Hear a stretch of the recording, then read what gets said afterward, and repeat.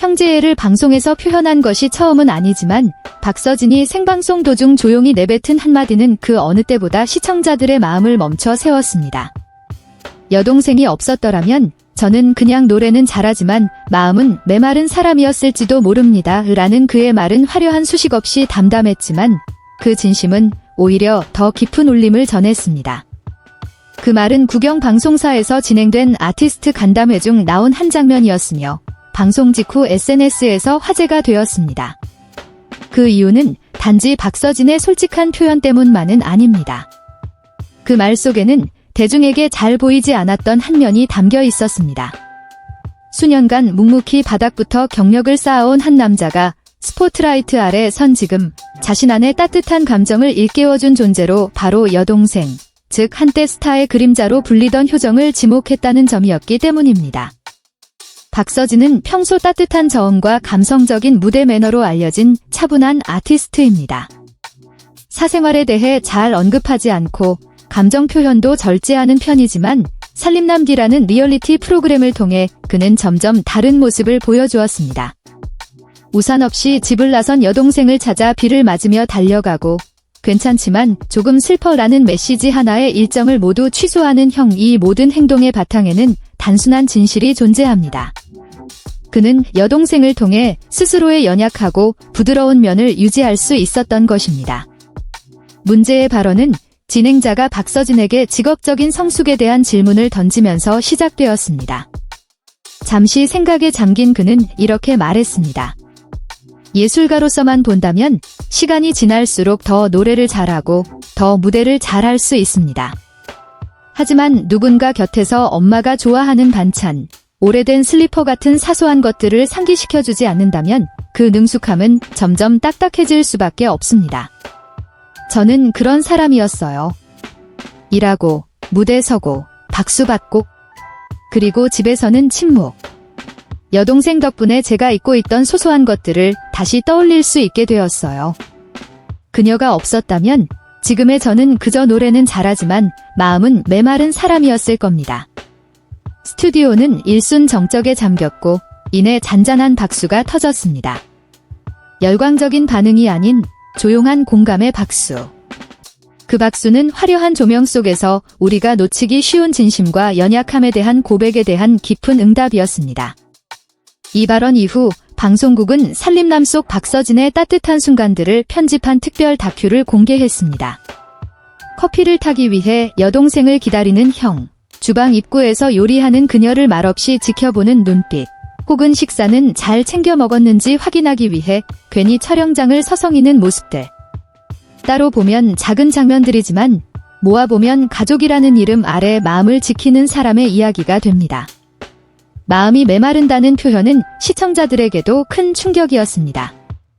성공을 이룬 남성이 공개적으로 내면의 공허함을 고백하는 일은 흔치 않기 때문입니다. 방송 이후 수많은 시청자들이 자신의 경험을 댓글로 나누었습니다. 대기업 부장인데 집에 와서 하는 말은 딱 3마디입니다. 뭐 먹을래? 자자, 문 잠갔니? 저도 오랫동안 누군가가 제 마음에 다가오는 걸 원하지 않았어요. 그런데 이 발언을 듣고 나서야 깨달았어요. 나도 메말랐구나. 또 어떤 이는 이렇게 적었습니다. 진심으로 말해줘서 감사합니다. 저희 중 많은 사람들이 모든 걸 가졌는데도 여전히 마음이 공허합니다. 단지 누군가가 그 사실을 기억나게 해줄 사람이 없었을 뿐이에요. 이 발언에 대해 효정은 이후 한 인터뷰에서 이렇게 말했습니다. 오빠에게 제가 그렇게 큰 존재일 줄은 몰랐어요. 저는 항상 제가 짐처럼 느껴졌거든요. 그래서 그 말을 들었을 때 그냥 울 수밖에 없었어요. 내가 누군가에게 의미가 될 수 있었다는 게 너무 놀라웠어요.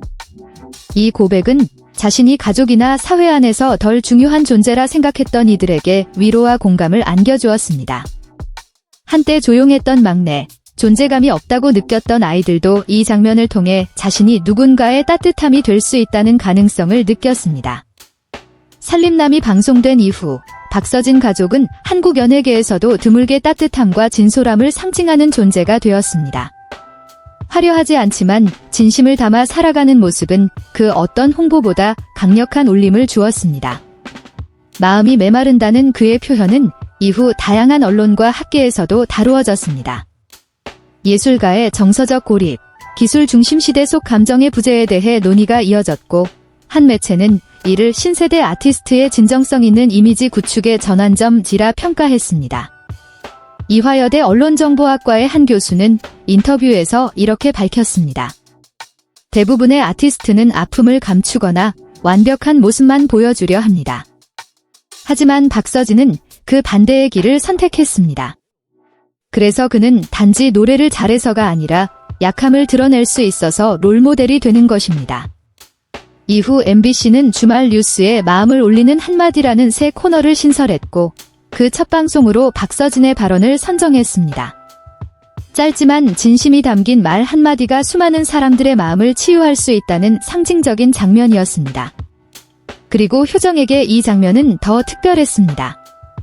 그녀는 한때 명예학위조차 거절했던 인물입니다. 자신이 다직 자격이 없다고 생각했기 때문입니다. 하지만 오빠가 효정이 없었다면 나는 마음이 메마른 사람이었을 것이라고 말해준 순간 처음으로 그녀는 자신이 누군가에게 따뜻함이 되어주었음을 깨달았습니다. 나는 그냥 그림자라 생각했어요. 그런데 그 그림자 안에서도 누군가는 따뜻함을 느꼈다는 걸 처음 알았어요.